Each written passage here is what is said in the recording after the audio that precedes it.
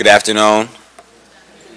Thank you all for coming to the 9th Annual African Black Coalition Conference. You should give yourself a big round of applause.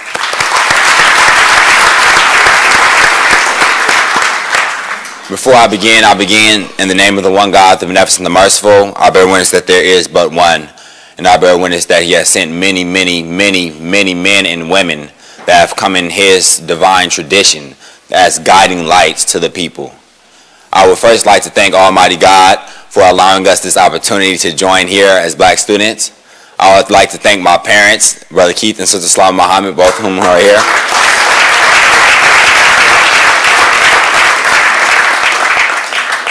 I would like to thank the members of the Black Student Union at UC Berkeley and the ABC planning team. They put in a lot of work in putting this conference forward, and we're hoping that you all will enjoy every moment of it. And so as I get ready to introduce our keynote speaker for the morning, there's a quote from Frantz Fanon, and he said, "Every generation has a mission. They must fulfill it or betray it in relative opacity." Every generation has a mission. Every generation has a mission. And the question that we must pose today is, what is the mission of the 2012 black college student? What is the mission of the 2012 black young person? In a world that is so built to destroy your rise, what is your mission? And upon discovering your mission, how do we go about achieving that mission? And so we named our conference Accepting the Torch, Reigniting the Flame. Why? Because there was a flame that has been dimmed. There was a flame that is now flickering. And now it is our responsibility as the leaders of today and tomorrow. It is our responsibility as the only ones who have the ability to fulfill our mission or betray it. It is our responsibility to respond to the situation and the criterion of today to produce a generation of solutions, a generation of innovation, and a generation of progress for tomorrow.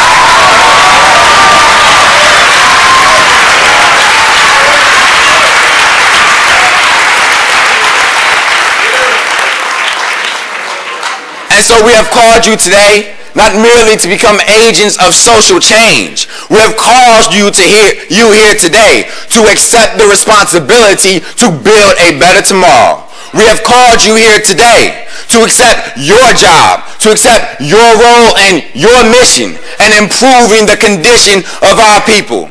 We have called you here today to hear from a man that has been working for 55 years doing just that thing. And if you look at history, we find that every black leader that has ever stood before the face of our people was maligned. Every black leader that stood before the face of America was persecuted. And so we go through the history books, we find that Malcolm X was banned from this campus in 1961. If we go through the history books, we find that Paul Robeson was banned from the country. If we go through the history books, we find that Dr. King, we find that Medgar Evers, we find that there are many heroes and sheroes that have been put before the people, and as they were before the people, they were despised and they were rejected. And so we call you here today to take a stand on the right side of history. For when Dr. King was alive, there was only a few that loved him. And although it is easy to say, I love him today, yesterday it was not so easy. So we call you here today.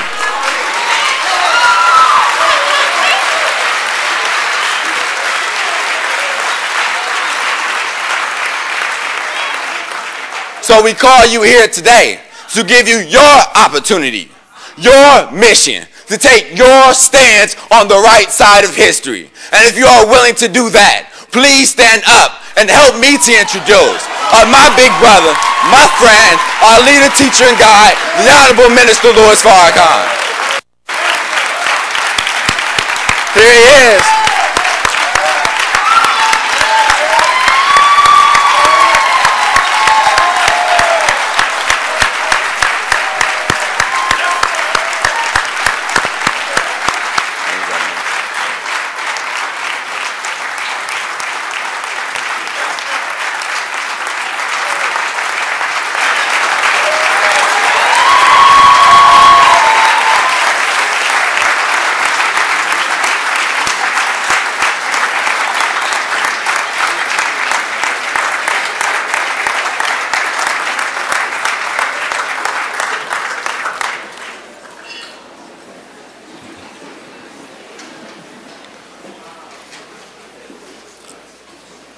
In the name of Allah, the Beneficent, the Merciful,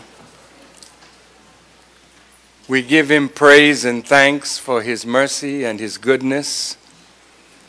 To the members of the human family, that whenever any member of the human family strays from His straight path and earns His displeasure, before He punishes, He always raises from among that people a prophet or a messenger to whom He gives what is called divine revelation, by means of which He can guide that people back to His favor. As a Muslim, we believe in all of the prophets of God. We make no distinction between them. We believe in the scriptures which they brought. And as Muslims, we love all of the prophets and the word of God that they delivered in their generation to the people whom they guided. So we thank Allah for Moses, who gave to the world the Torah, and the Israelite prophets, who gave us what is called the Old Testament. We thank Allah for Jesus and the gospel, or the Injil, and the apostles of Jesus that gave us what is called the New Testament.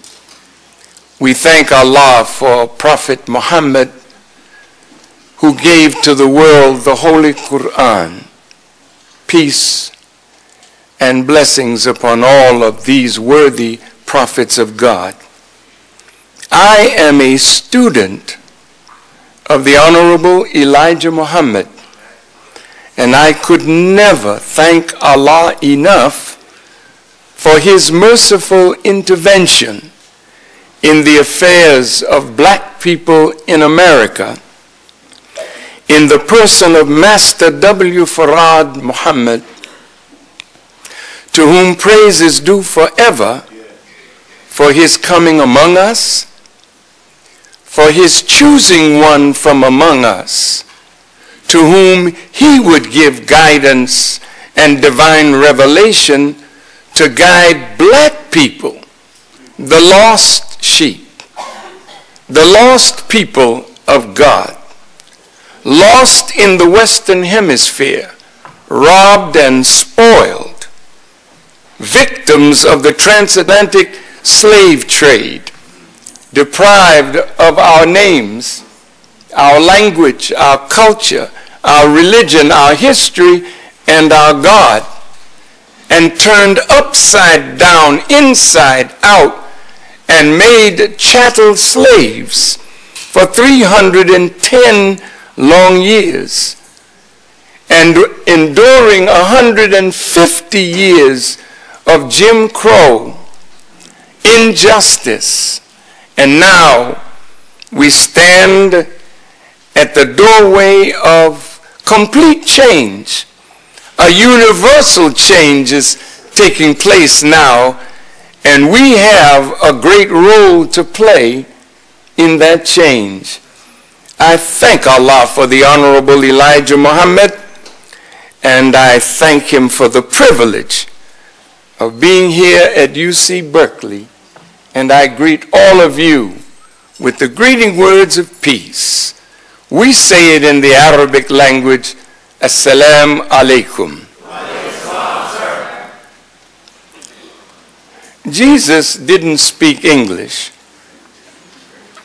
but He never met His disciples or left His disciples without saying, peace be with you.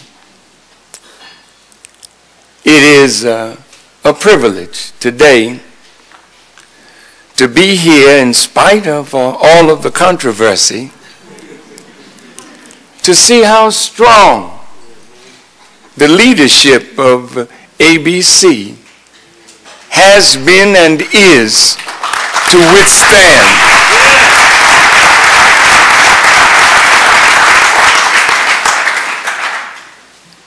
universities are supposed to be a place or places where ideas are exposed to the students, and naturally critical thinking is utilized by students who listen to those who come to present ideas.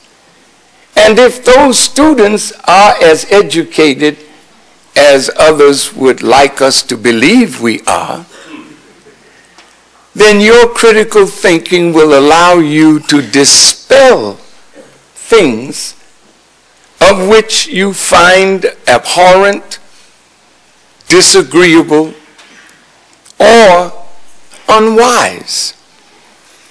It bothers me that in a university such as Berkeley, which has been in the forefront of so much social change, that some would come to the black students and ask them to disinvite somebody that they invited. Now, I have to say to those who dared, who arrogantly thought that they could frighten this generation,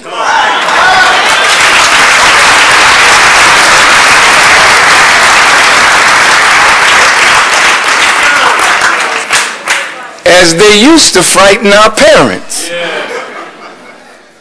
That all of a sudden, because you disapproved of their speaker, that they should now acquiesce to your arrogance. So I ask you, what are you afraid of? What is it that I might say to your students or your slaves?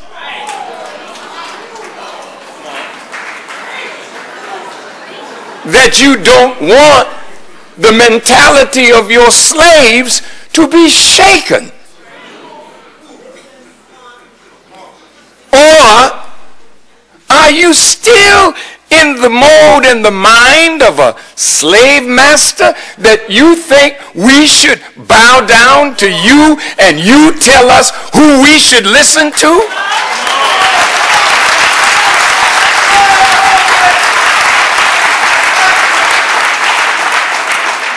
And then after you tell them who they should listen to, you ask them, could you come to hear what you bid them not to hear? That's a mentality of the former slave masters who owned us. And I would hope that Berkeley is not another plantation, or that the UC campuses of California are not continued plantations, not only for the blacks, but for those who pay money to get an education in a world that they can never change the problems that they're going to face.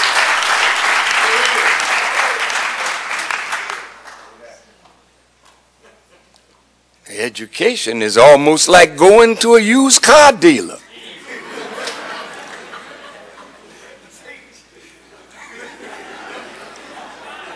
That car looks good, doesn't it? They clean it up real nice, don't they? But after you drive it off the lot, you find out, wow, it's not working so well. So it is with education today. You pay tens of thousands of dollars for an education. And in today's world, people with PhD degrees are struggling to find a job. Those with master degrees struggling to find a job. And here you are on the doorway of your coming out of these universities and colleges? And what are you expecting to find? Should you look to America to give you a job when 24 million Americans are unemployed or underemployed? The manufacturing base of the country is gone. What will you do? I'm not just talking to the black students. I'm talking to all the students. For all of you are being deceived by what you call education. What is education? And what is the purpose of knowledge? Are you just here to learn something so you can go out and get a job and move out of the ghetto and live in a decent neighborhood, but don't know how to take the ghetto and turn it into a decent neighborhood?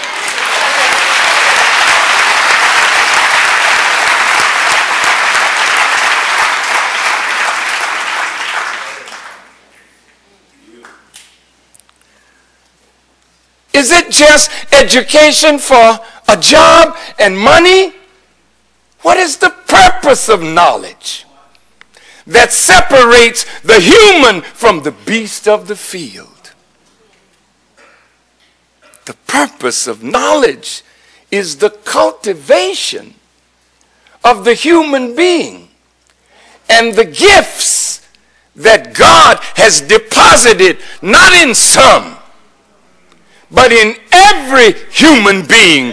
God has deposited a gift that education is supposed to bring out of you and help you to cultivate and develop it and then put it back into the service of yourself, your family, your community, your nation, your world, for the glory of God.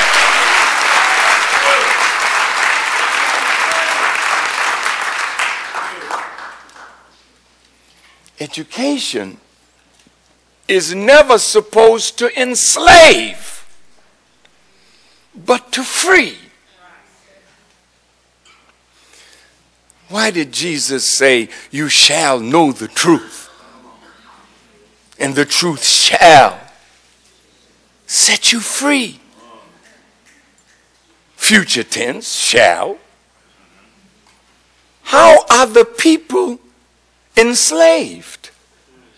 That there's a truth that needs to come to set the human family free. Now, all of your textbooks and all of your great professors, none of them,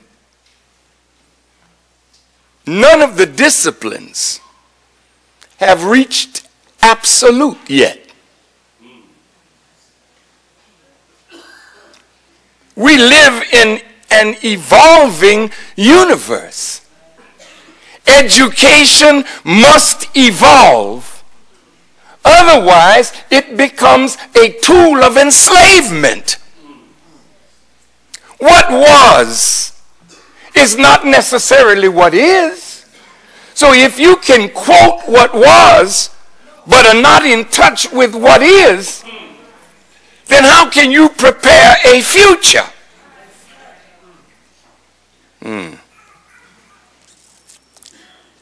A great teacher will always leave room for the student to stand on top of what the teacher is teaching and reach beyond. That is how civilization advances. All of your textbooks, I don't care which one you read, they're not the perfected discipline. The discipline has to keep growing toward perfection. The arrogance that one achieves when they say, I I have my doctorate degree. I'm not knocking that. It's a great achievement. But if the doctor thinks that because you have it, that you now can heal the condition of the world, then the world's condition has shown that your education is insufficient. Do you understand? So black students, I like that name, African Black Coalition. We haven't used that language for a while, you know. We went from Negro to colored to black. And in the 60s, we were black and proud. We didn't see light and dark and tan. We saw each other as a part of one great family. And as long as we said, I am black, then you never used the term minority, because black is the majority on our planet.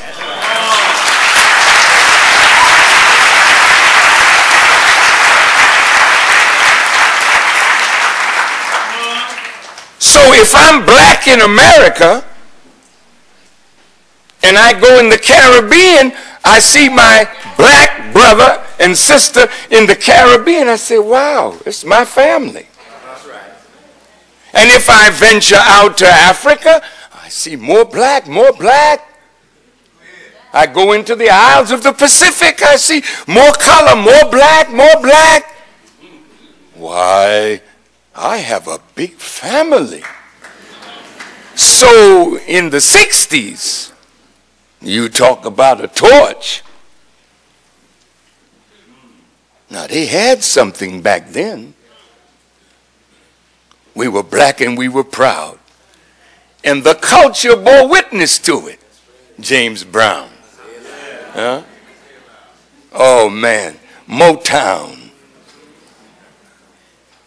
What time is it? See? That was the thinking in the 60s, in the 70s. It was so strong. Oh, you see Berkeley, oh, this was the place then. The place of social change, the place of challenging status quo, huh? Challenging professors and administrators who wanted to hold students in a box. So they give you a test and you repeat everything according to what you just read. A degree in quotology, but not a degree in critical thinking. May I share something with you?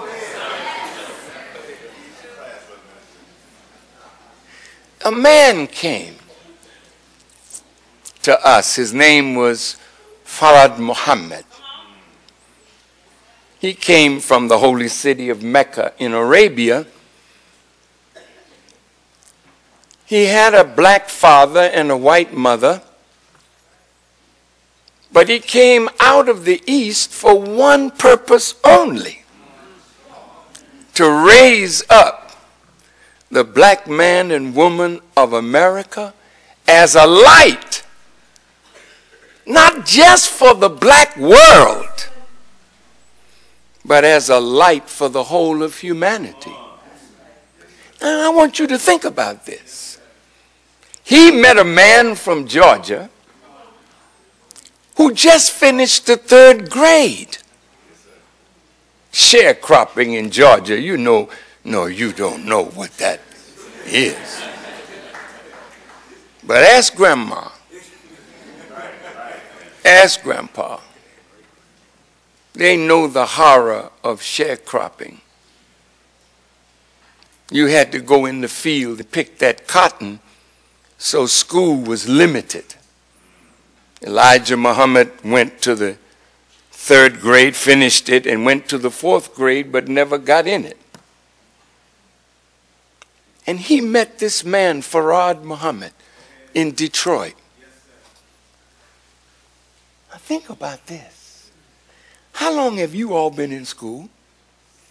Oh, I'm a college student now. I spent 12 years in the lower grades. I'm now an undergraduate student. Why, soon it'll be 16 years in school. And then I'm going to get my master's, and that's 2 more years, 18. And then I'm going to work on my doctorate, and that'll be 21 years of education. Oh, man, I'm doing it.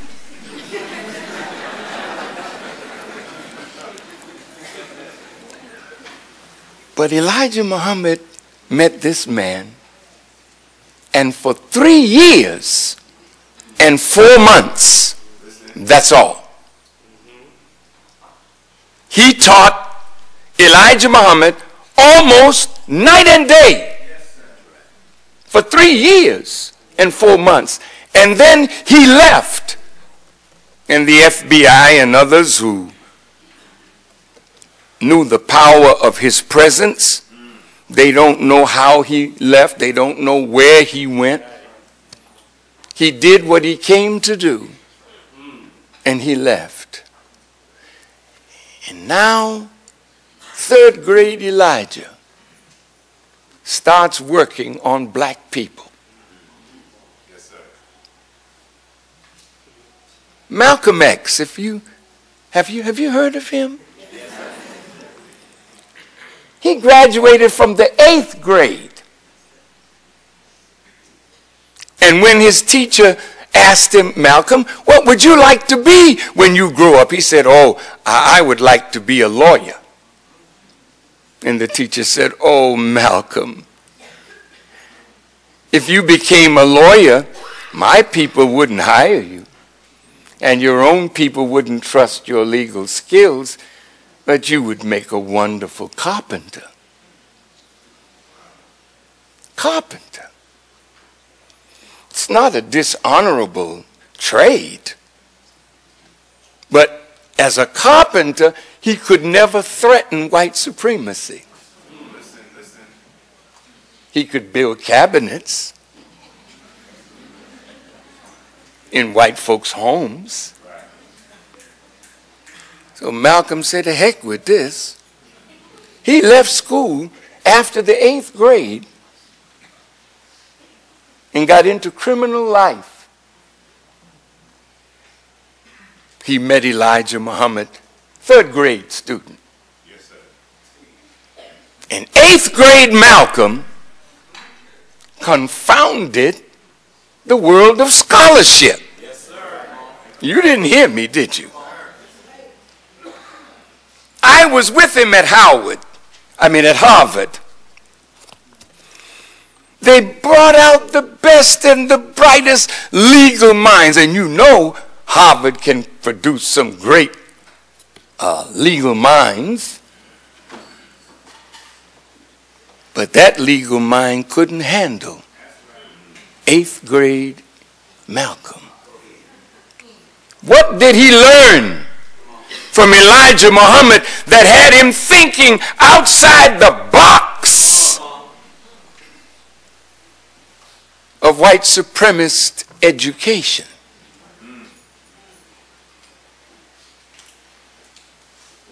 He confounded them, ended up a world figure with an 8th grade education. Elijah Muhammad met Muhammad Ali. Why, he graduated from high school.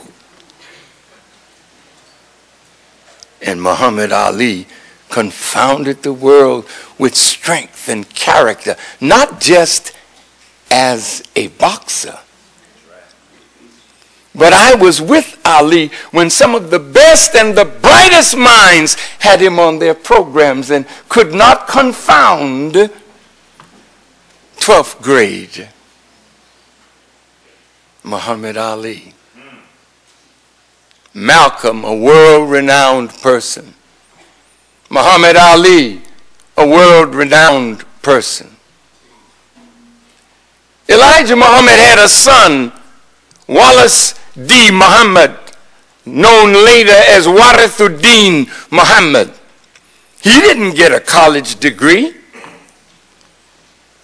but he's known all over the world as an enlightened scholar of Islam. I could recite names after names after names, but I'll just leave mine for last.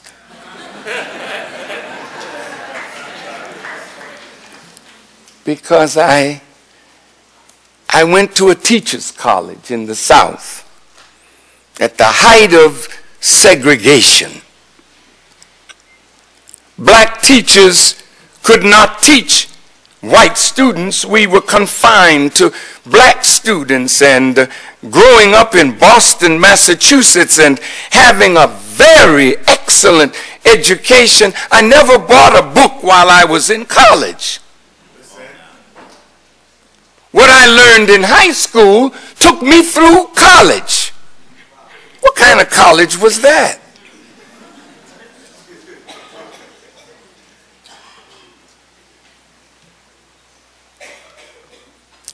I went to school. Before I left high school, I had 3 years of Latin, 2 years of German, 1 year of French and Spanish, coming out of high school. I had algebra, advanced algebra, plane geometry, solid geometry, calculus, before I left high school. I had ancient history, medieval history, modern history, before I left high school. So by the time I got to college in the South, where black folk were so-called educated, but an inferior education, I never had to buy a book, and sailed through until I fell in love. Come on. And my high school sweetheart became pregnant with my first child.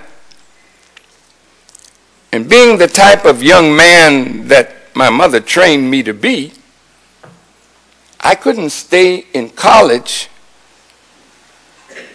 and my wife is now pregnant with my child,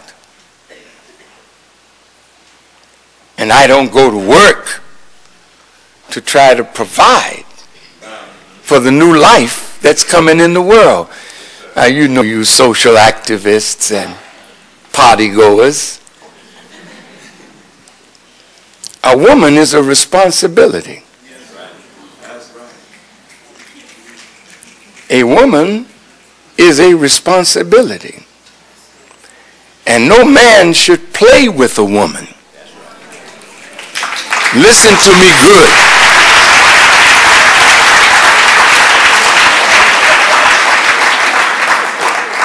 And no woman should allow any man to play with her.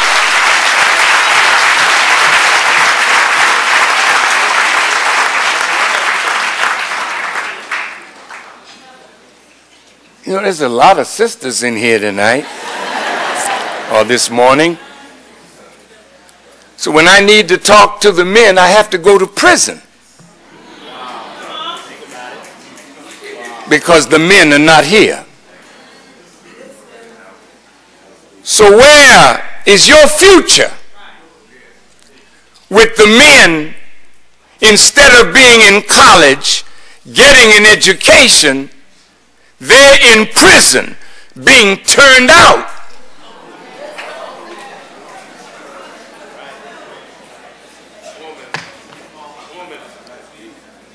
Something is wrong with this picture.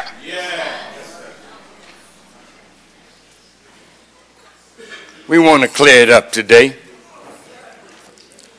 Louis Farrakhan met Elijah Muhammad when I was 22 years of age. I don't have letters, no BS.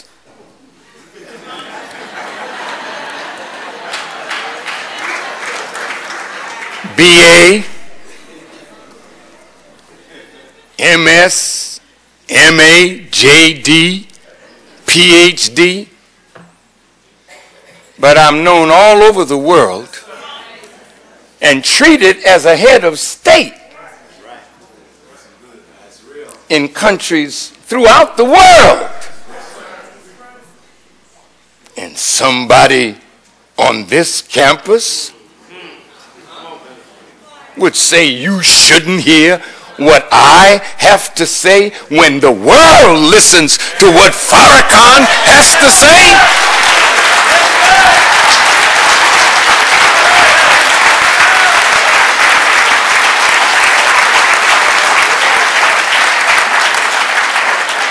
Now you listen today and judge me.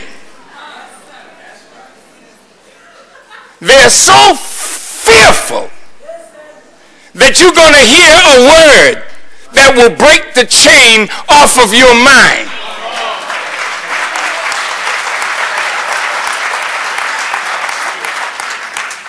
So if you have really educated them, what are you afraid of? But if your education is a web for lightweight creatures,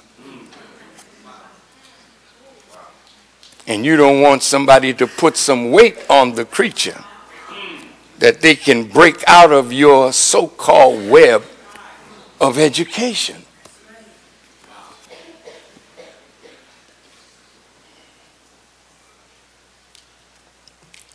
So I think Elijah Muhammad has earned the right to be listened to. Not because I say so, but the products that he has produced earn him the right to be a master teacher in every class, in every school. You should be studying what Elijah Muhammad taught that made great men out of no men.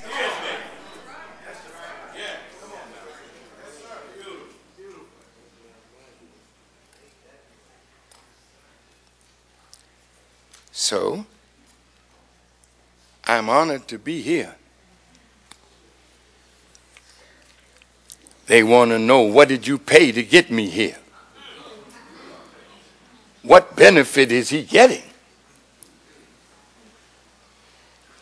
This is the benefit.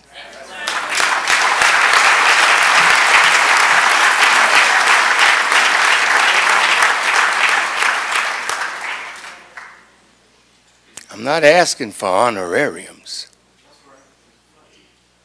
I'm well supported by those who believe in what I teach. So all I asked is, could you get me a ticket? And they got me a few.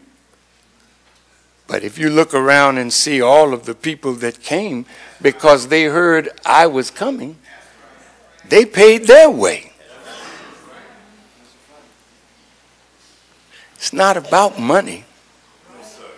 It's about you. I am so happy to have a chance to talk to you. So I won't waste any more time. You want to accept the torch and you want to reignite it. Then by the grace of God, I want to give you a torch. Yes, sir. Yes, sir. That you won't have to ignite, it'll already be ignited. All you got to do is use it to light your way out of this continued cycle of non-productivity of our people.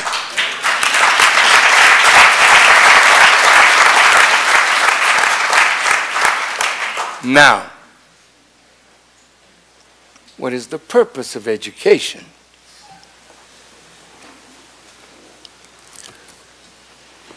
It should help us not to be beggars of another people for the necessities of life. It should help us to create the necessities of life for ourselves and our people. Some of the students may say, well, I don't have no connection to the black community. Oh, yes, you do. You can't escape who you are. Maybe you would like to.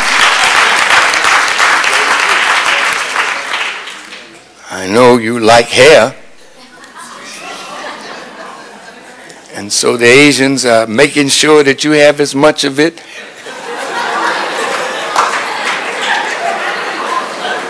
as you desire. I'm not making mockery, I'm just asking an economic question. Have you visited Koreatown? Or Chinatown?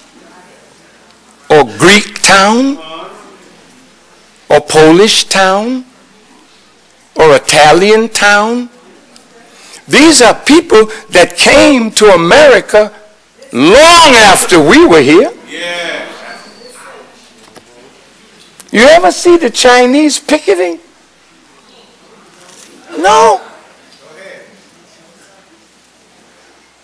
Can you imagine Ching Li Chu with a picket sign? They don't like us. We need jobs. We want to go in your restaurant. Now look at how silly we look with a picket sign asking white people to look out for us.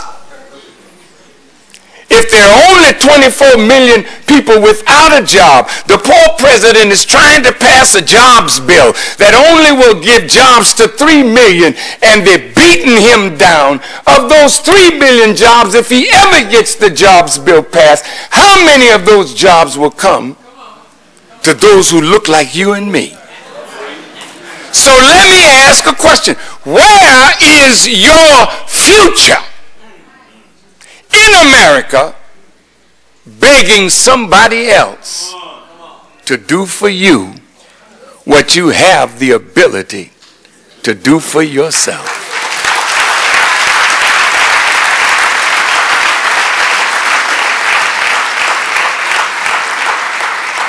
Now, of course, I'm not mocking anybody who wants to enhance their beauty.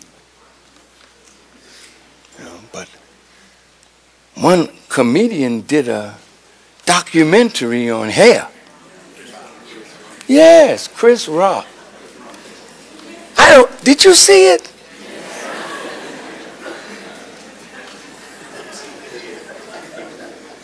I was shocked to see how much money some of us pay for hair.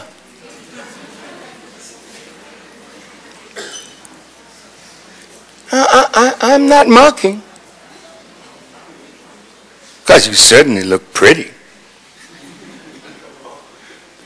You used to have hair like that. So it's not wrong for you to want what you used to have. Elijah Muhammad will teach you the origin of kinky hair.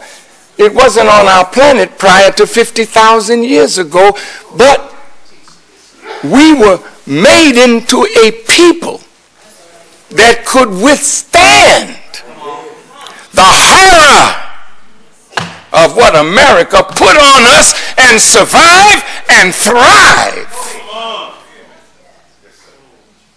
You were made into the strongest people on our planet because God knew what we were going to go through. And he prepared a way in, and he prepared the way out.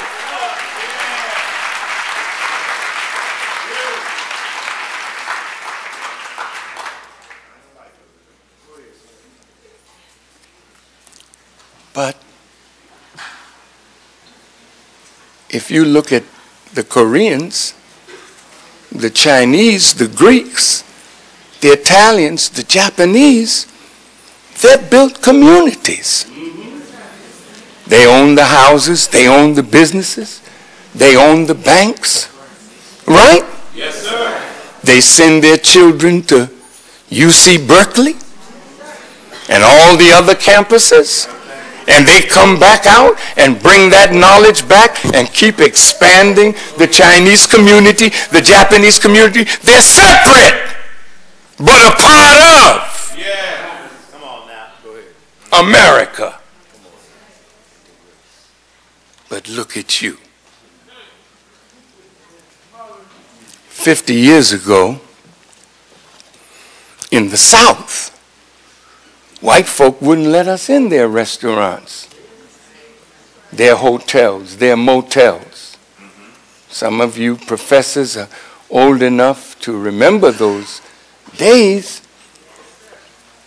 But black folk built their own little hotels, motels, gas stations, businesses, right? Yes, sir. And when white folks saw the type of money that they were missing by segregating us, did you think they really wanted you? Did you think they really loved you and, oh, we want to change our way now and we're going to let you in? There was always a method to the madness. So the moment they opened the door for us to sleep in their hotels, their motels, go to their restaurants, ours closed down. And the money that was coming through the hands of the black worker began to go into the hands of those who were our oppressors.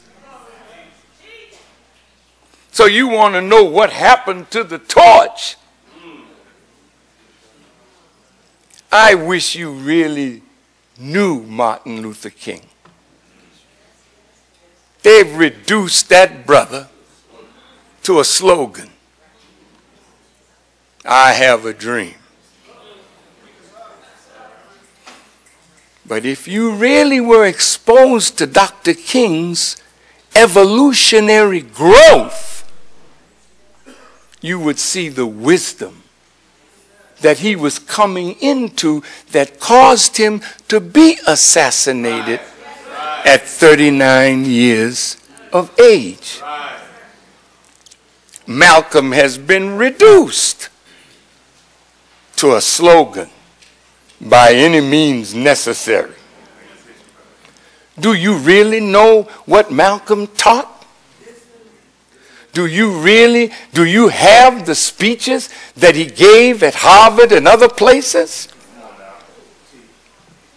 You just got a picture. They allow you to even have him on your wall now.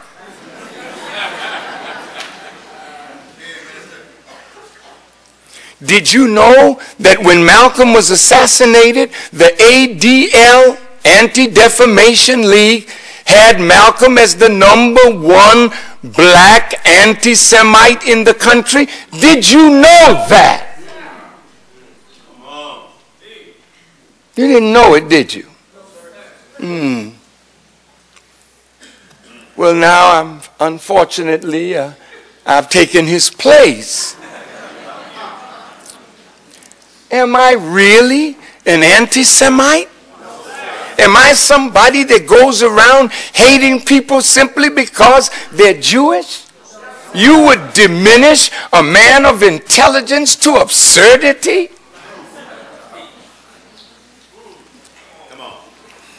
Here's a book wait. Since we're so stupid and ignorant, you calling us the anti-Semites. So our research department went into Jewish libraries with Jewish scholars, Jewish rabbis, Jewish historians, nearly 2,000 footnotes in this book, which should be on every college campus, not only in California, but throughout America. Why?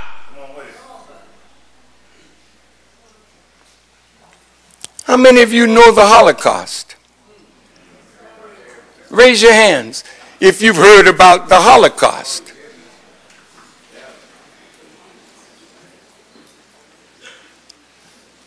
Cameras, take that picture again. How many of you have heard about the Holocaust? Raise your hands, please.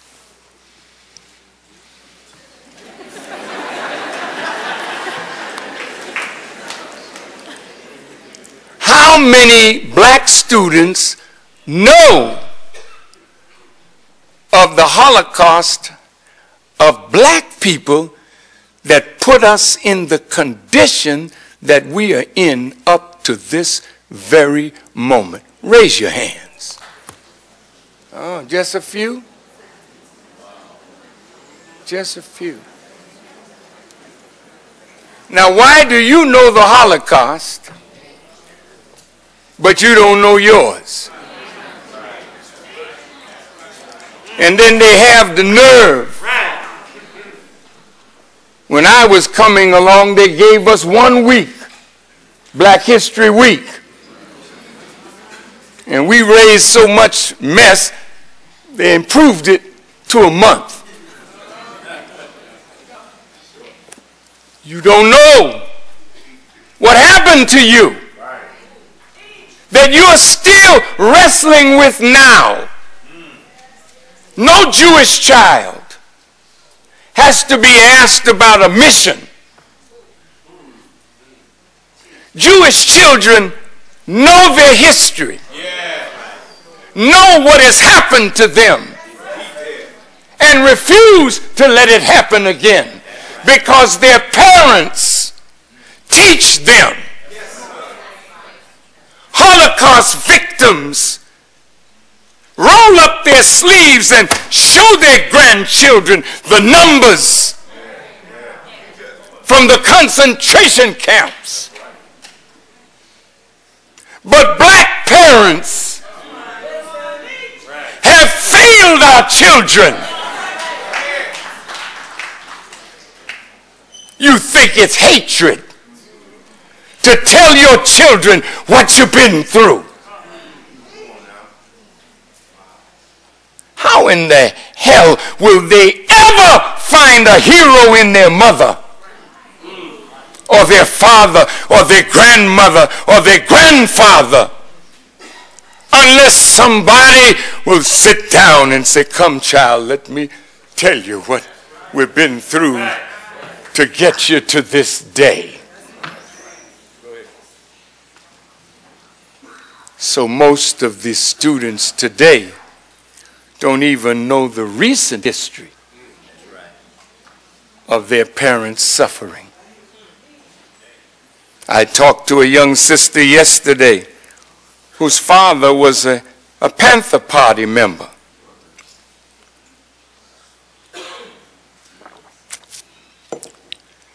He didn't tell her anything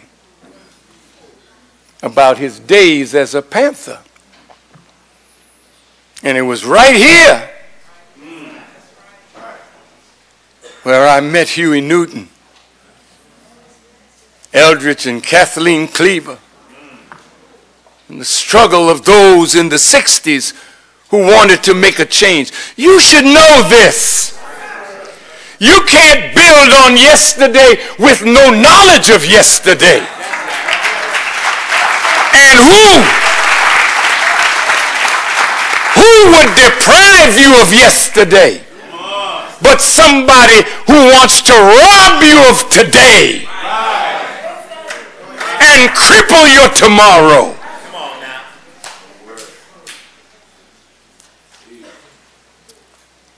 That's why they don't want you to have me on the campus. Now I'm going to get right down to prophecies. Before you leave, if you've got any money, get this book. And when there's to be a dialogue with members of the Jewish community who never even talk to you, you've been on the campus with them, they never came to look at you. They only got interested in you because you got interested in me.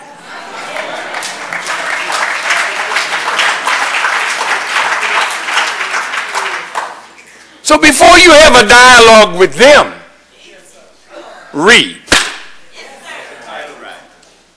the secret relationship between blacks and Jews. This is not hate. This is actual facts. Who are you? And what is your future so you can accept your mission? In the Bible, and I'm sure you have one, go get it and dust it off. In the 15th chapter of Genesis, God is talking to Abraham, and he says, Abraham, know of a surety that your seed is going to be a stranger in a land that is not theirs, and they shall serve them, and they shall afflict them 400 years. But after that time, I will come and judge that nation which they shall serve, and afterwards shall they come out with great substance and go to their fathers in peace and be buried in a good old age. Now, many think that that was fulfilled in the suffering of the children of Israel in Egypt. It's like a prophetic, symbolic picture of your life in America under a modern Pharaoh that has caused us not to make bricks out of straw, but to make a living out of nothing. This didn't happen for one generation or 2 or 10, but for 400 long years. What does it mean when God says he will come and judge that nation? It means that America ultimately, listen good now, is to be judged, not for what she did overseas, but what she's done to the people of God that have served her well and built her country, reaped down her fields, and died in every war to keep America free and strong. While we are yet singing, we shall overcome. You are the people that God is after today. Not to integrate you into your 400-year-old enemy, but to take you out from him and cause you to be the cornerstone of a brand new nation and a brand new world, bringing in the kingdom of God.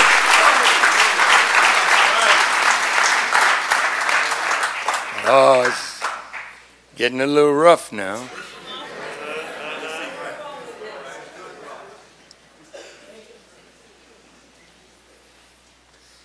Why would you want to integrate into that which is dying?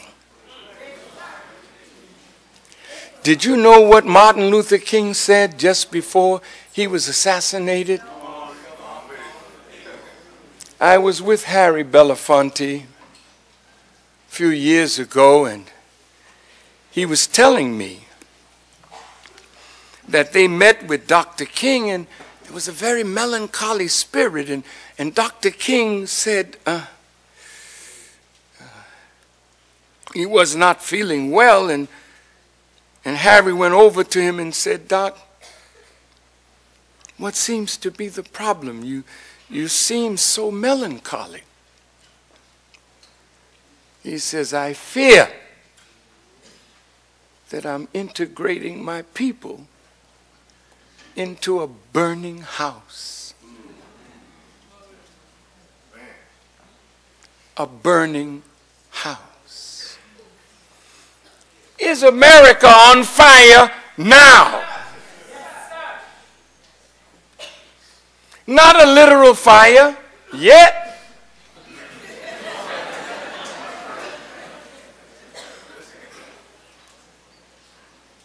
But all these institutions are aflame now because the masses of the people are crying out for more. That's right. Berkeley was almost like the ignition of a flame that started burning in America's educational institutions. Right now, education is on fire. And you know what fire does? See the form of this rostrum? Just put a match to it and watch it. It loses its form. It breaks it down and it becomes ashes. America's morality declining, falling, decaying. Can you deny it? America's economy burning, decaying, falling. The social integration of people broken apart. Farrakhan did not do this. I didn't create the hatred in America of white people for white people and white people for black people. That's right. I met that when I was born. If I speak to it with truth, then don't blame me. You like to sugarcoat things so you can get along with your former slave masters and their children. I personally don't care if I ever get along, if I've got to hide the truth to win a friend.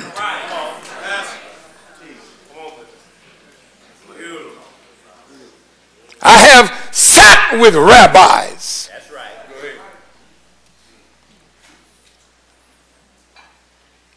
They've had dinner at my house and I at theirs. That's right. But at the end of the dinner, they said, "Farrakhan, we've had a nice evening, but it's going to be tough love." He reached in his pocket and came out with a list. He said, "Farrakhan,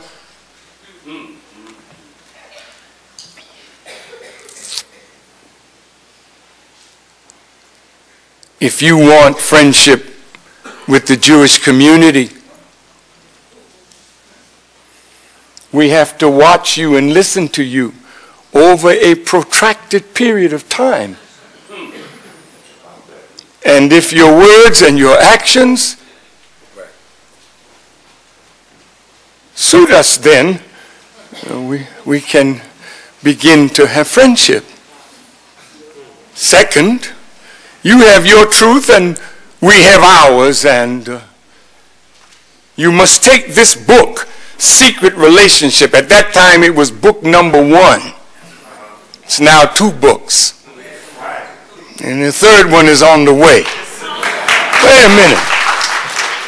One of the things that you're going to have to do if you want to be free, you're going to have to stand up.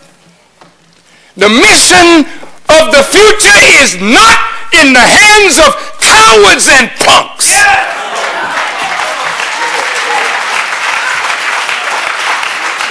You as a woman don't need a cowardly man to stand by you, and you produce children for cowards.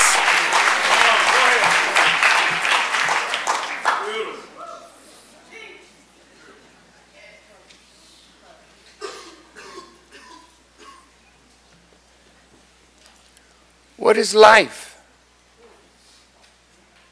but that which God gave us based in truth? And if one must die, why not die for truth? Why not live for truth? But when you're afraid, you're already dead.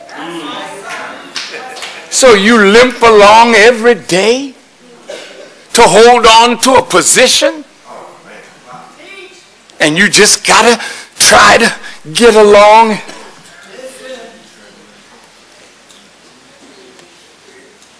Is that the way you want to live your life? Many people thought I'd be dead by now.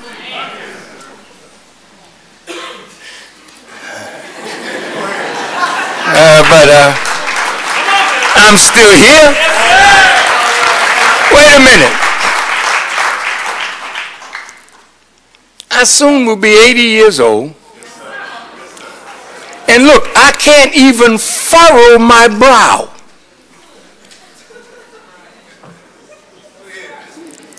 I can't even make wrinkles, you know, like some of you young people have. I go to sleep at night because my future is not dependent on whether they're going to attack me.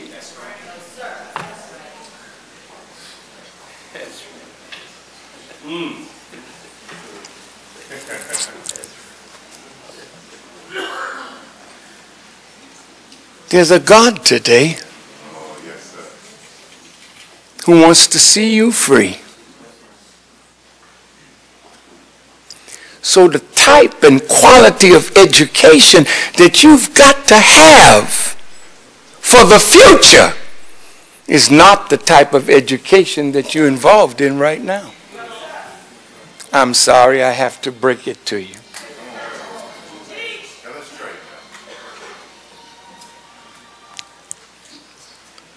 Did you know that art and culture is wonderful, but it's the embellishment of a social order? The making of the social order is mathematics and science. Why aren't you in mathematics? How many of you are studying mathematics as your discipline? Raise your hand, please. No, I want you to look now. I see one hand, 2 hands. Well, in the future, you'll be working for them.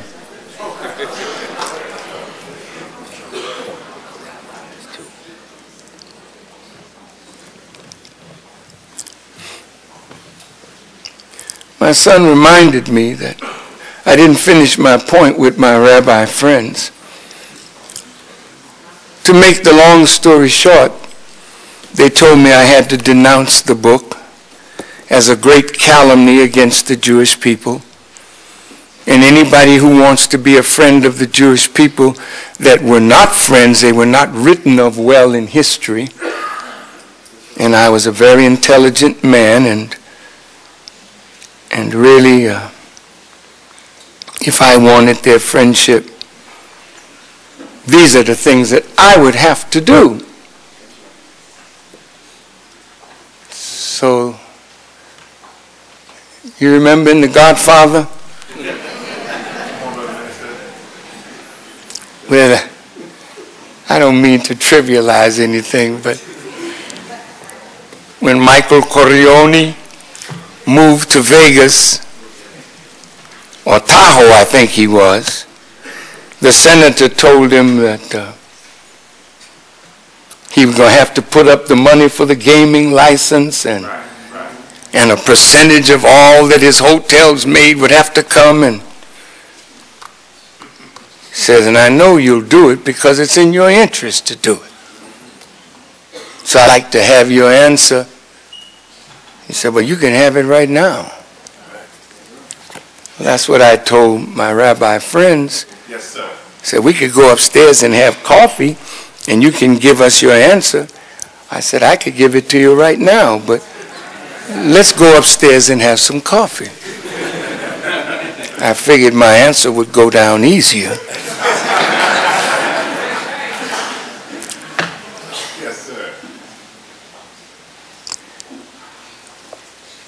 When we went upstairs, I said, you said that I have my truth and you have yours. I said, there's only truth. Right. That's right. You might have one perception, I might have another.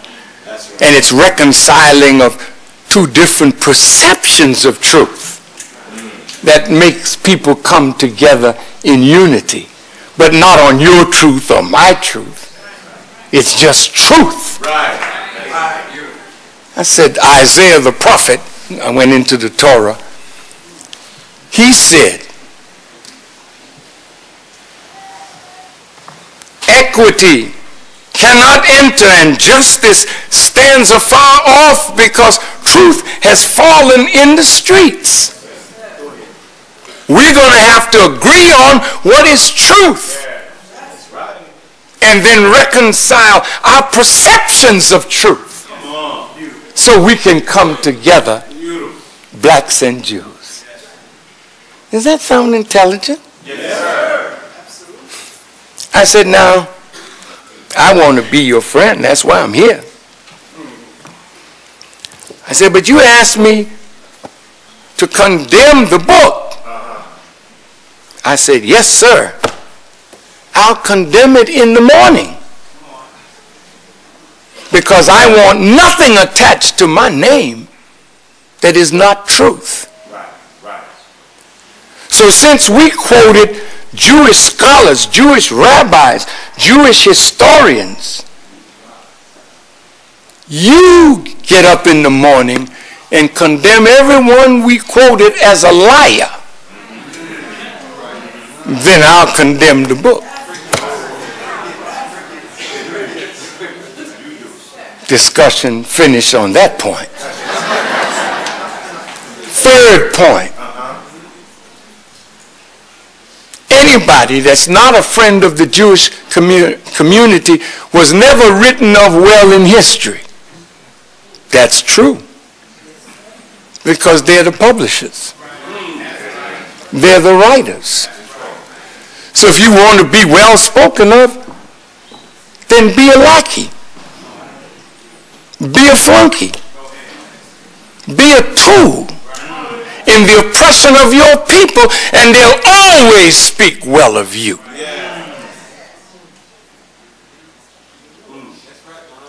But if you want to stand up and be rejected, be despised, be evil spoken of, be plotted against, then that's the role of any man or woman who would stand up for truth in a world built on lies. I told him, I want to be your friend. But if being your friend means I've got to deny the truth, then yours is a friendship I don't need, and yours is a friendship that I don't want. Wait. I said, now, you can come against me with all you got. Listen to me. I said, and since you have a lot of influence on the government, you can bring the government against me too. I said, but as long as I stand on truth and stand with God, I will be the winner. Now listen.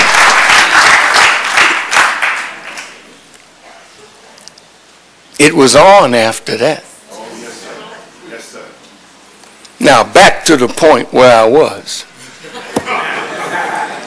Where was that point?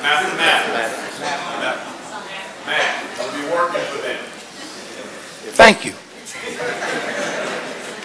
Getting up in age, you know.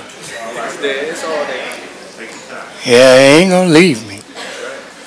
But look, only 2 people in an audience of 800 students.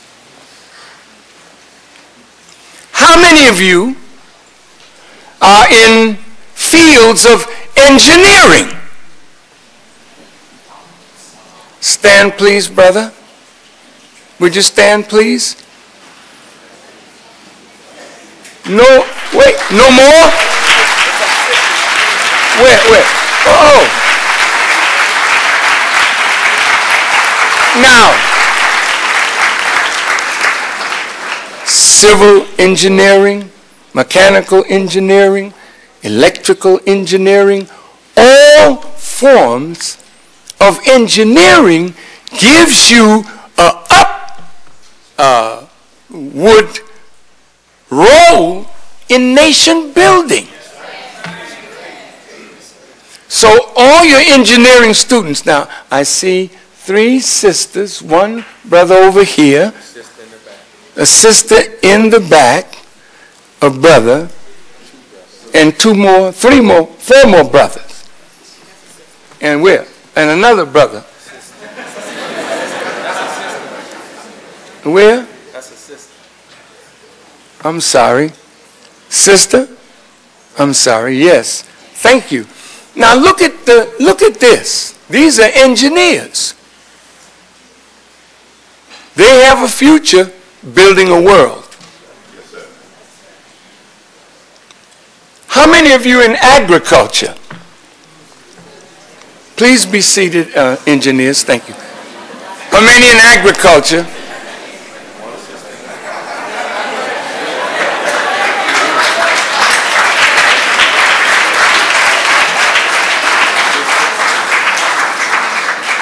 How many? 3. 4. How many of you have respect for farmers?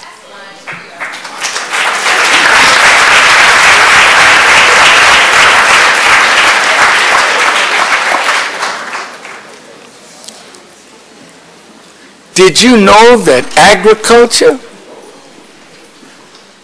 is the engine of national life? Agriculture.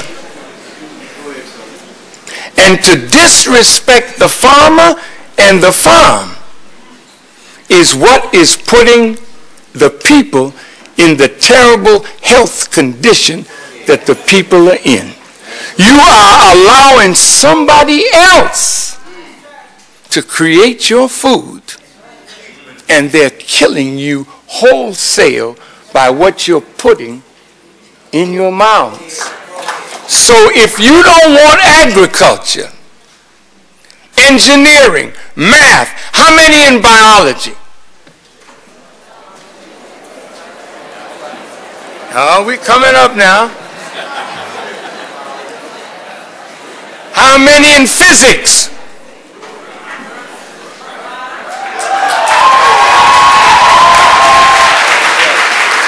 How many in chemistry? How many in medicine? How many in law?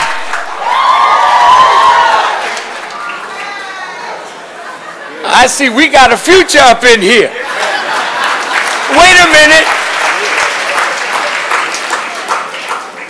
How many are going to be teachers? Okay, all those that are going to be teachers, you stand.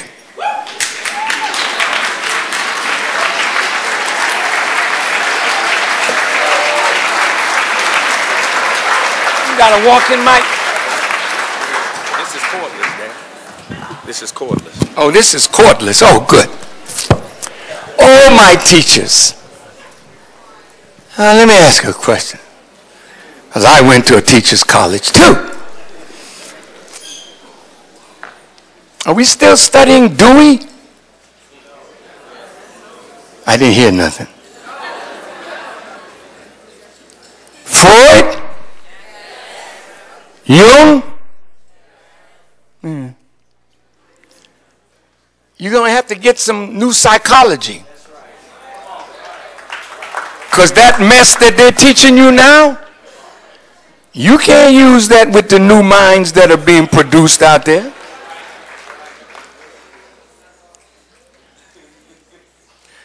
Teachers.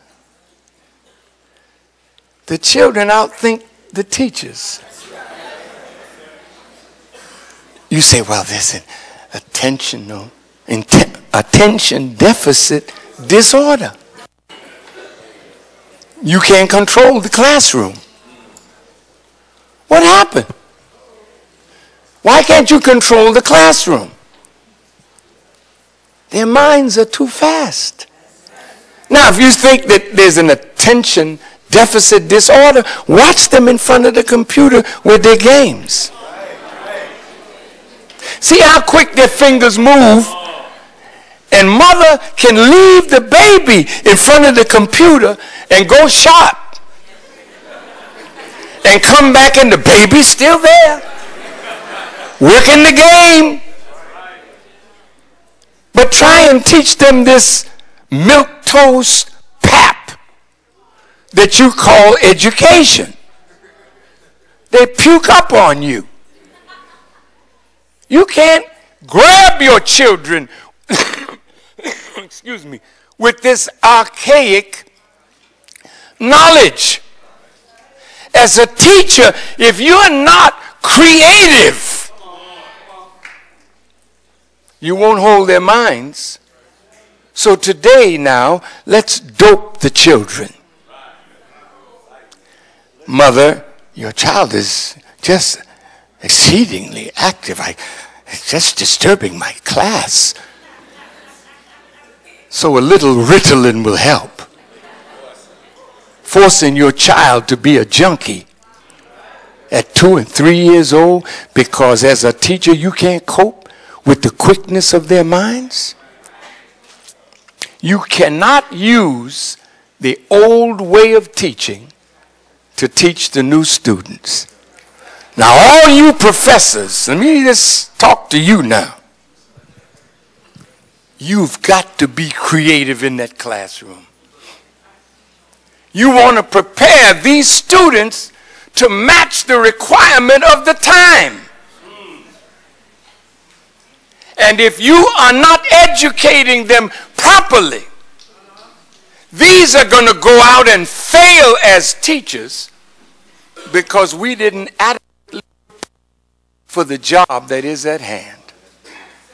Now, I'd like to maybe end this with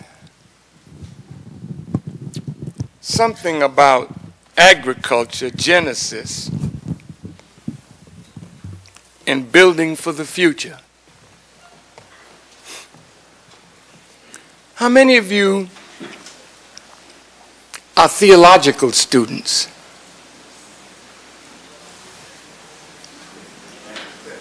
Not one. One? Where? Oh, okay.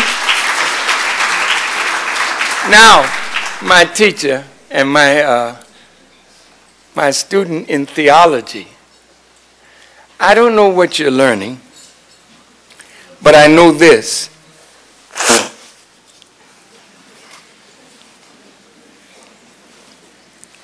real theology has to deal with the question of life itself. Do you remember Jesus on the Sermon on the Mount when he said, "Blessed are the poor in spirit, for theirs is the kingdom of God"? When is a poor person in spirit blessed? And what did Jesus mean, poor in spirit? Can I have a few more minutes?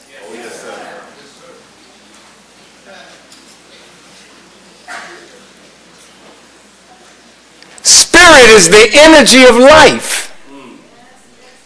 And you can tell when a person is filled with the energy of life because they're involved in the business activity of life.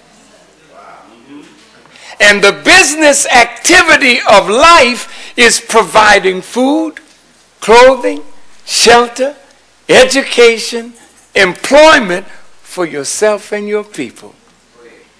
Now, what did Jesus mean? Foxes have holes. Birds have nests. But the Son of Man has no place to lay his head. That's a terrible condition to be in. You're less than a fox. A fox knows how to dig a hole. And a bird knows how to build a nest. But the Son of Man has no place to lay his head. That's you. If they don't provide for us, we're lost. How can you say you're equal to somebody who's doing this for themselves and their people, and you're not doing it for yourself and your people, but you want to be treated as an equal?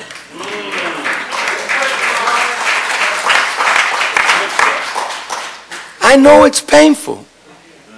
It is. But we feel like we should be equal. Shouldn't we? But you will never be treated as an equal if you're not doing for yourself what other people are doing for themselves. That means that the burden of proving that we're equal is not on somebody else. That burden is on our shoulders. So we, as students, have to accept that responsibility to make yourself the equal by doing what other people have done and continue to do to prove and justify their existence on God's planet. Have you ever seen Big Bird? You know Big Bird? Sesame Street. Have you ever seen a bird, yellow bird like Big Bird, look into a black bird to get it a worm?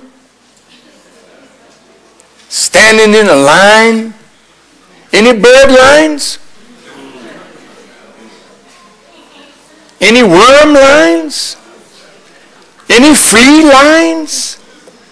No creature looking to another to do for it. How silly do we look as the greatest of God's creation, the human being, standing in line. Can I get a handout? You got any food stamps? Well, Mr. Romney said, he's not worried about the poor because there was a safety net, and if something happened, then we could fix it. They don't care anything about the poor. Blessed are the poor in spirit, because soon they're going to inhabit the kingdom of God. Because it is God's will and pleasure to give it to those who have been deprived of a real human condition And there are those who want to keep us dependent. And that we refuse to be. So, my dear and beloved brothers and sisters, this is an election year. And our poor brother Barack, I feel very sorry for him. Because he's given America the best that he could.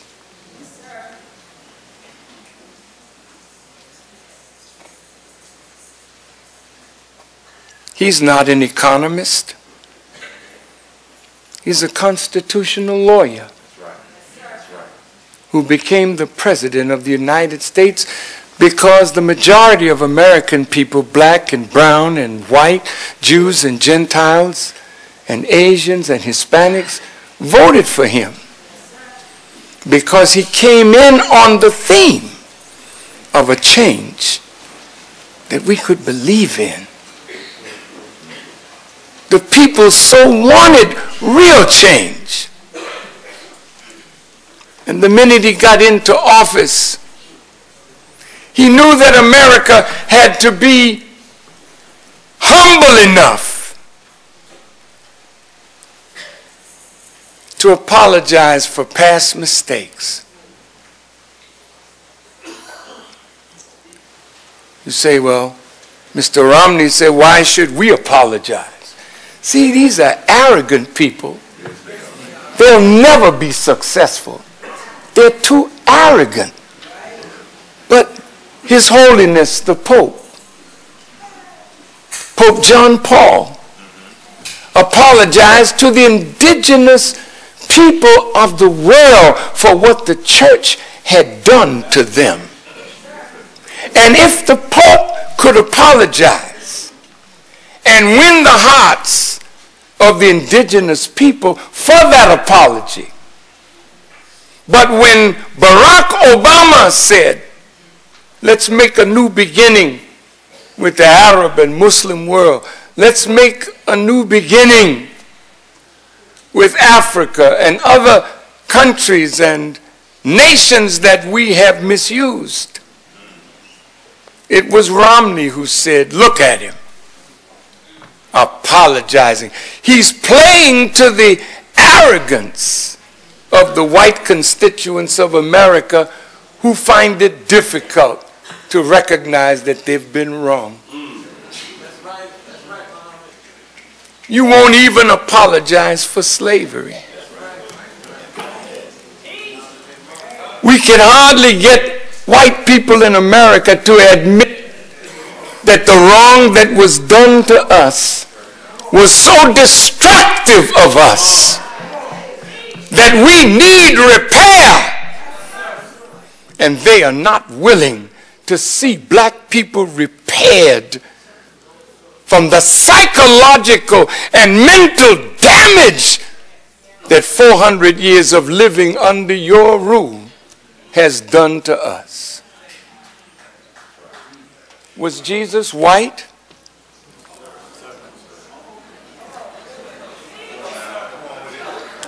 Was Jesus white?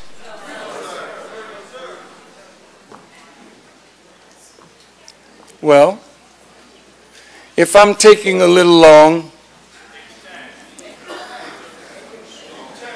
I don't mean to exhaust you.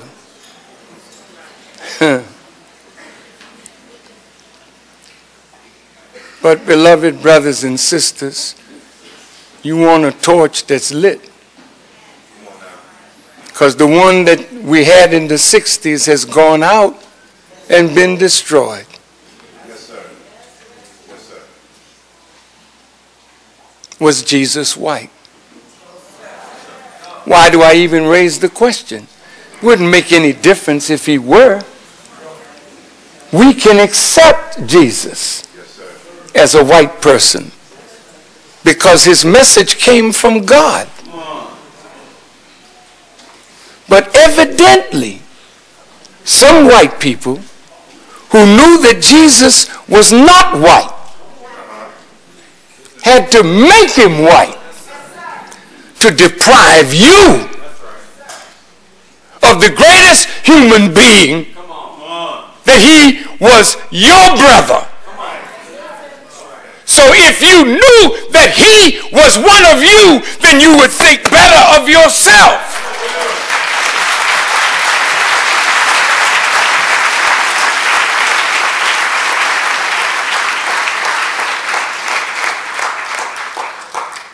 How come we don't know that it was a black man who gave us the cell phone?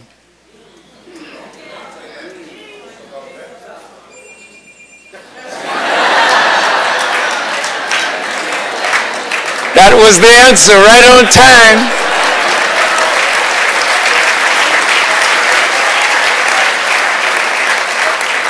How come you don't know, we don't know, that the Statue of Liberty originally was black?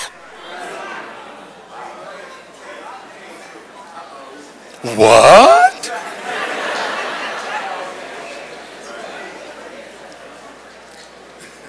Do you know that the French were honoring the blacks that fought for America's freedom? And so the original Statue of Liberty had a black face and chains at the feet that were broken because blacks fought to give America her independence from England. Why don't we know?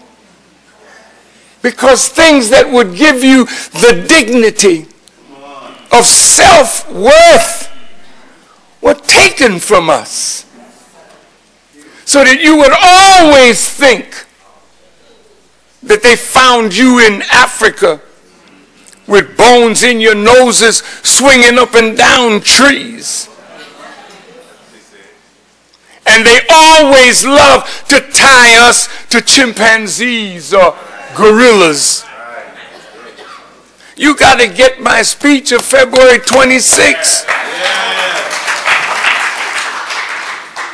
The way they've depicted Obama and his wife. Why don't you white people in genetics tell the black people that we are your father and your mother?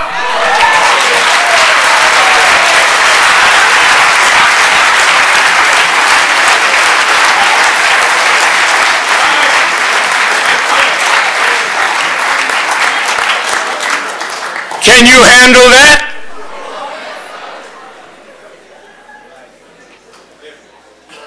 Why don't you teach them that life did not begin in Europe? It all began in Africa. Why don't you teach them that the first wonder of this world is not something that Jewish people built when they were enslaved in Egypt? Otherwise, they would know how it was done. That's why it's called the first wonder, because they wonder how it was done. And in case you wondered who did it, they put a sphinx out there with a black face on it. Napoleon was so upset. Look at that nose. Look at that nose. He trained his cannon on the nose and blew it off because that Negroid nose is a giveaway.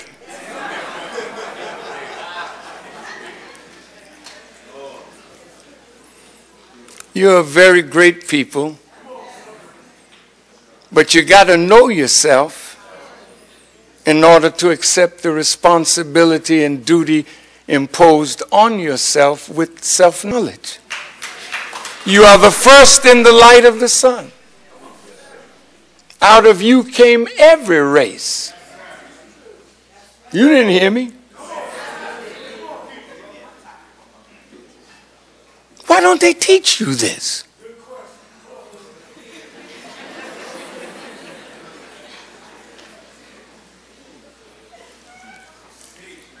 Well, civilization began in Greece, and then Roman civilization, and of course, Egypt was first, but that was a white civilization too. No, no, no, no, no, no. We're not just the father of civilization. We're the father of science and mathematics and engineering of every field. We're the father of real medicine. We're the father of law. Didn't start over there in Europe. Go check out Hammurabi. Oh, why didn't they tell me this? Because they want you to worship them. And as long as they become the model, you'll never rise above them. This is what you call an education of white supremacy. So when you come out of it, you come out bowing to them. But when you get real education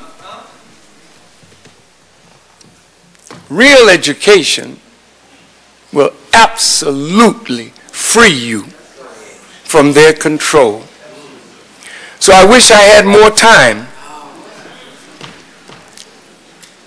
But I want you to get a lecture that I delivered on the 26th of February. Some scholars and scientists have said it's the most powerful lecture that Farrakhan has ever given. God, I wish we had it so I could give it away to all of you young giants. But I want you to think on what you heard today. And I'd like to close this lecture with a word to the Jewish students. Please listen.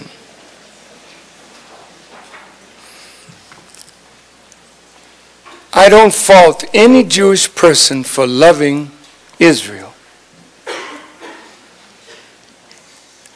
But I would fault you if the leaders in Israel are going in a wrong direction that could produce a conflagration in the Middle East that will spill over into that war that is to end all wars, called in the Bible the War of Armageddon.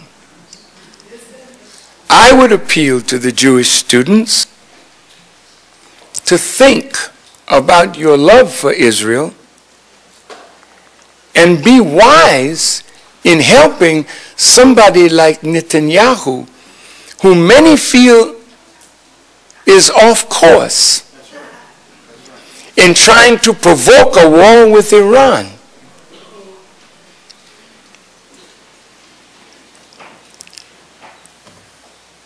Do you know that there are American generals who advise against war with Iran? And here there are 32 senators under the guidance of Mr. Lieberman and Mr. Cantor and the gentleman that ran against President Obama, Mr. McCain. All of them are the hawks that want to lead America to war. They can't find $3 trillion to cut from the American budget. But they're ready now to push for war with Iran, and there's no money to fund a war. You that are students of economics, America has no future if her gross domestic product is less than her debt. America's GDP is $15 trillion. America's debt is climbing by $350 billion a day.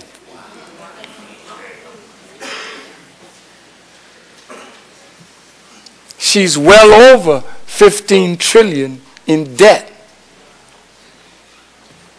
But to find money for another war, and you young people will be asked to go fight?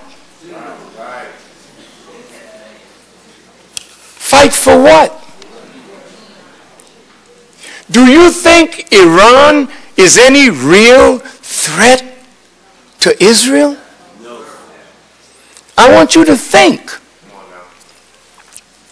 Israel has 300 nukes. I think Israel is second only to America. She may have, or Russia. Maybe she's third. She never signed the non-proliferation treaty, and Israel allows no inspection of her nuclear capabilities.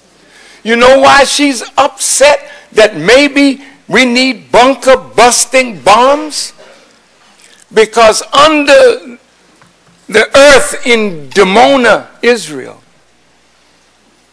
they secretly built nuclear weapons, would let nobody in, and a whistleblower told on Israel's nuclear capability.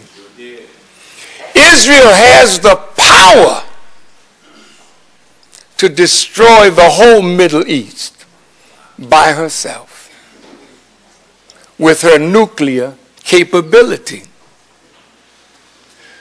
So for America's Congress to be goaded into war and Israel pulling America into another war, I'm urging President Obama to tell Israel, not now.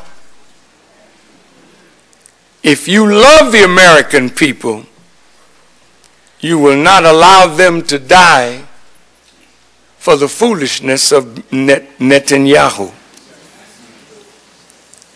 Why do I call it foolishness? Iran will never attack Israel. Even though she's being provoked to attack, our Islam says we are never to be the aggressor. Fight with those who fight with you. America, Israel is assassinating scientists in Iran.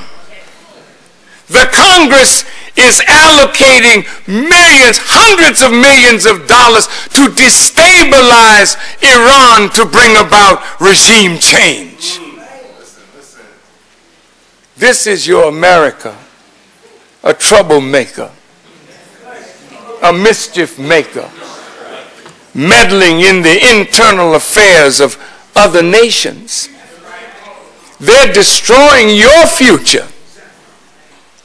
So I said, I will never advise young black or white, Jewish or Gentile, Americans to go to war and spend the lifeblood of Americans for Israeli aggression. I'm asking all Americans to become conscientious objectors. Tell them, send yourself over. Damn it, you want war, Barack, you go fight. And bring Panetta and the generals, and you all go over there and take care of that. Leave these young people alone and allow them to have a future.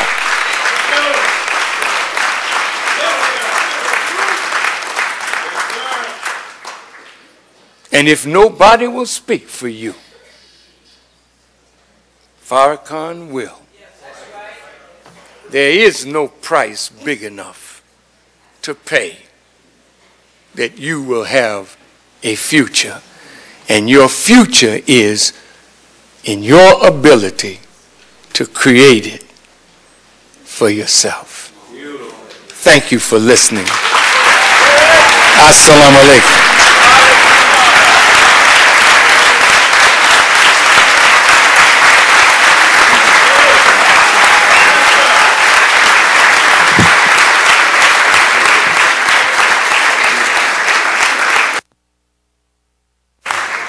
We have time for 1 or 2 questions.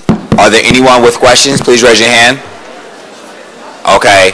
Can you please, there are 2 microphones here and here. If you please come to these aisles. We can take 2 questions from each side. Ready. I'll stay right here. I don't have a question. I'm grateful for to some of the questions I did before coming today. And I just want to say thank you to the Honorable Minister Louis Farrakhan. As a Cal student, this is the best lecture that I have ever had, and I probably ever will have. And I just want to thank you. Thank you. Thank you, sister. Thank you. A question? Yes, ma'am. Questions over here?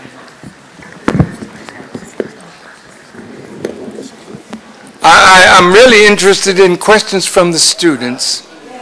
I know you would love to question me, and I'll be around for a few minutes.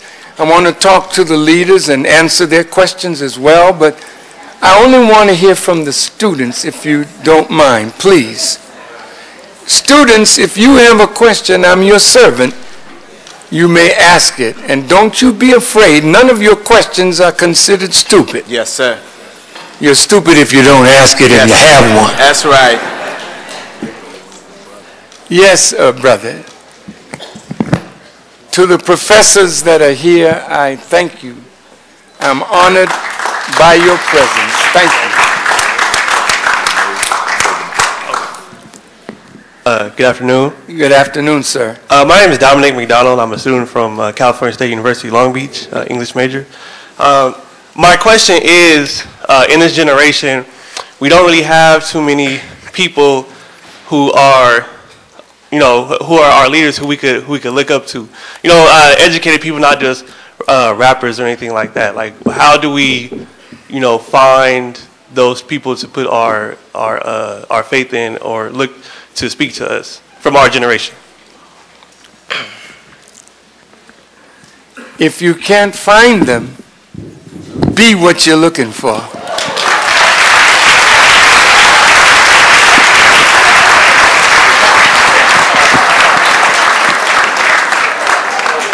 You have the capacity to be exactly what you're looking for. And what happens is most of your generation, they have the desire, and many have the zeal, but they lack the guidance to go ahead and lead. The Bible says, old men for counsel, young men for war.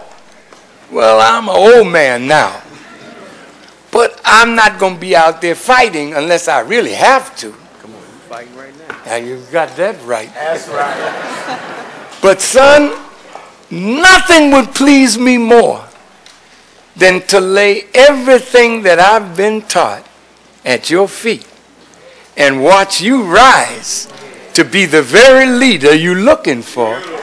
He's hiding right inside of you. Thank you.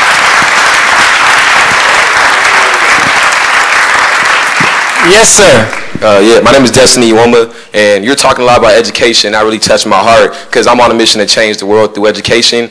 And I want to, That's right. Give him a hand. Yes, brother. So I'm planning to start an educational revolution of this system that's not really serving our people. So I want to know, would it be best to go about this with the people who are in charge, as in mean the people who are in charge of this educational system, or would it be better to like start our own system of education to educate our own people? Oh, man. A wonderful question. And in your question is the answer. See, if I'm sold to the system that has miseducated the people, I'm not the one that's going to be quick to change it. Even though some realize it is faulty, you may find some willing to be architects of change. But usually change is going to come from the outside. And if you recall, all the great agents of change in learning, I'd like to point to Galileo, who found that the earth was round and that the sun was the center of our universe and not the earth. And his biggest opposition was the church. And the poor fella, instead of dying for what he believed was right, he recanted. So it gave the church time to continue to live in lies and falsehood. See, ignorance, when it grabs a hold to professors, I'm going to say it again. Come on. Ignorance, when it grabs a hold to professors whose ego is wrapped up in their degree of ignorance. They're not the agents for change. That's going to come from you and those whom you will encourage to be like you. You have to come outside of this. This is coming down.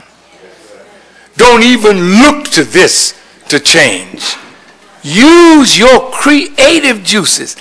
Let me tell you, you are quite qualified, you know. These men and women right here that are professors, I watch their faces.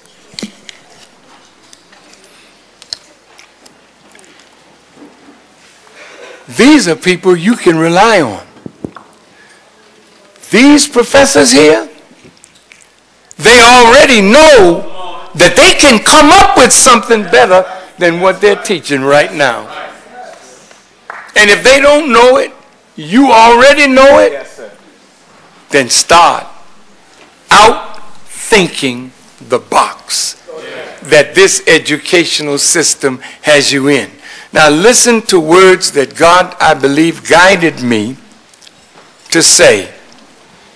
He who gives you the diameter of your knowledge prescribes the circumference of your activity.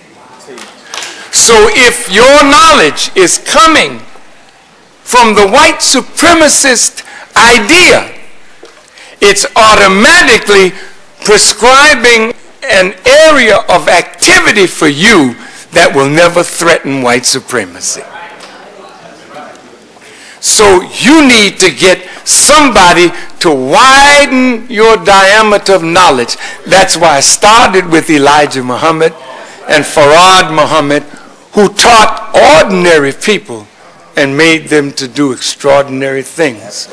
So if you would take what Elijah Muhammad has taught, study it, and build upon it, you'll have the basis of a brand new educational system that will free not only black people, but white people as well. Thank you, brother.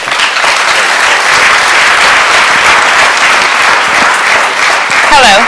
My name is Lauren Bird Spikes. I currently attend San Jose State University. My major is political science with an emphasis in pre-law. My question for you is as follows. Since we're talking about the miseducation of African Americans, where do you think that we can get this information about our history so this miseducation can cease? You won't get it in the system. You have to find those scholars outside of the system. When Brother was introducing me, he quoted Frantz Fanon. There's Williams, Chancellor Williams. There's Sheikh Anta Diop. There's John Henry Clark. There's so many that will broaden your scope so that even though you're in pre-law and political science, once you see what black folk have contributed, you look back upon what you are studying with a deeper and broader perspective. You never have to throw it away. You just have to look deeper into it to bring more out of it than you would be able to without that self-knowledge. Thank you. Yes, sir. Ma'am. Ma'am, I'm sorry. Don't be deceived by the hat and the bow tie. It's all good. I'm sorry. Hello, Brother Farrakhan. I'm a current alumni of UC Santa Cruz, and I'm actually in the process of receiving my master's in counseling psychology. I want to be of service to young women and young men in their adolescent stage to just basically encourage them. But I'm going to be obtaining an internship starting in August, and in my internship I'm expected to diagnose adolescents in order for them to receive services from their medical providers. So I'm just simply asking you, what advice do you have for me? I'm pretty much torn because I don't want to diagnose anybody, but this is the profession that I'm seeking and I want to do it the right way. So what kind of advice do you have for a student like myself? The medical profession is no longer healing. It's a profession of drugs. And you do not want to be used to drug your people. I take some medicines, and honest to God, when I look at the side effects, I'm better off with the disease than taking the medicine. Drugs and the pharmaceutical companies are killing the American people in the name of healing them. And the medical profession of psychiatry, they have now pills for everything. You're a little depressed? Take this. You're a little lazy to go for what you need in life? Take this pill. So the scientists are busy in the laboratory developing pills for every situation. You have a marital problem? Take a pill. You can't sleep? Take a pill. Erectile dysfunction? Take a pill. This is sad. Very sad. And every time you prescribe something like that, the pharmaceutical companies become richer and the American people become more sick. Please, sister, look deeply into it, because your sincere, earnest desire to help people is what puts you in the line of fire that they use your sincerity to deceive your people. I'm going to close on this point.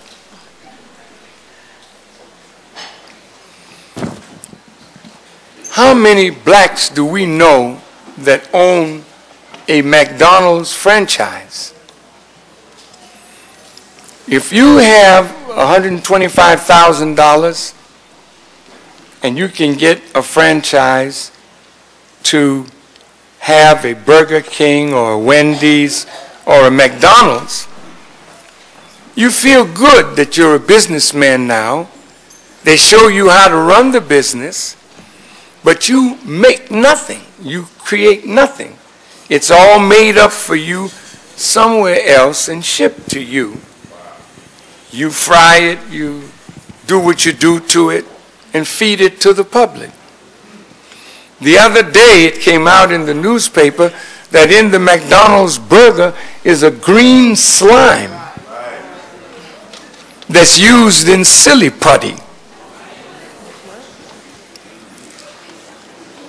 And then there's another documentary that I saw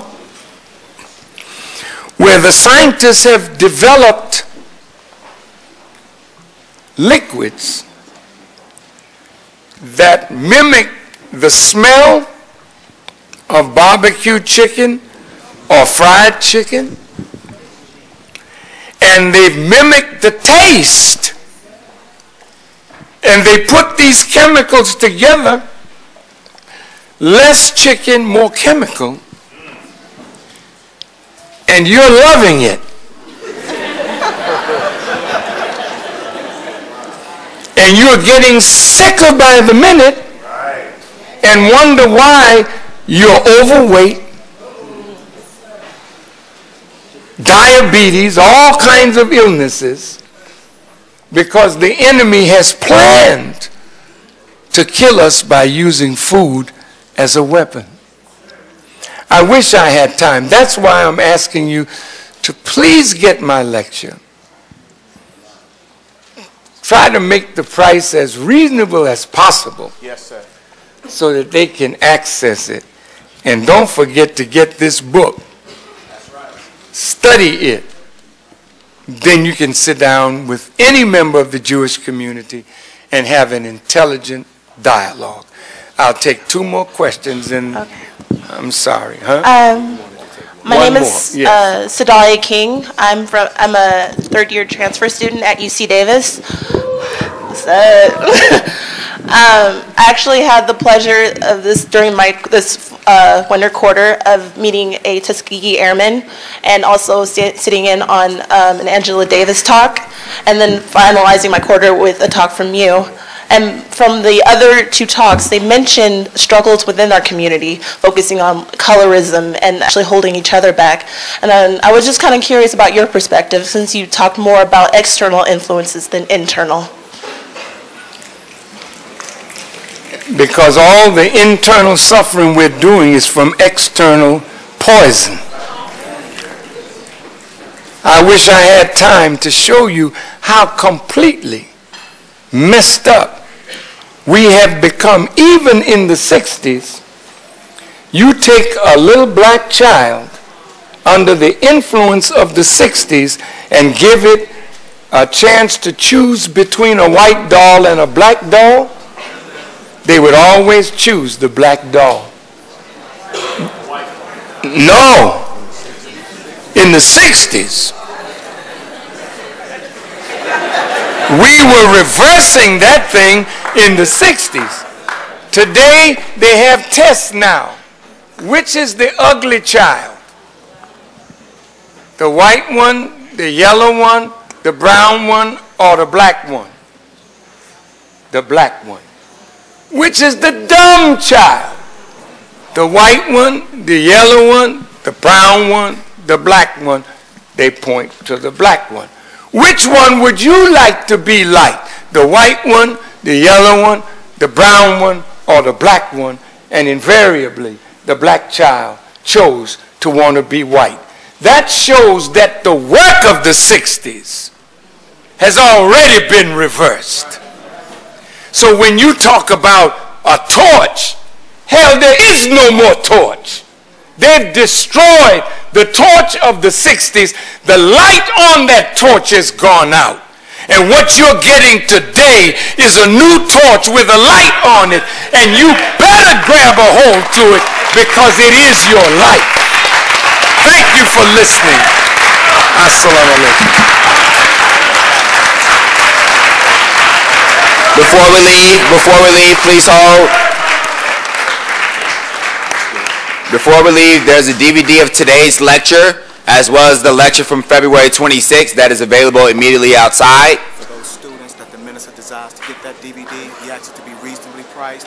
Only $5 today for all of the students to get the minister. For all students that want the DVD from last week, it will be priced at $5, which is a reduction for you. Also, we need all students to please remain so that you can get information regarding the workshops that are coming up in a few minutes. So students, please remain seated, and that is all.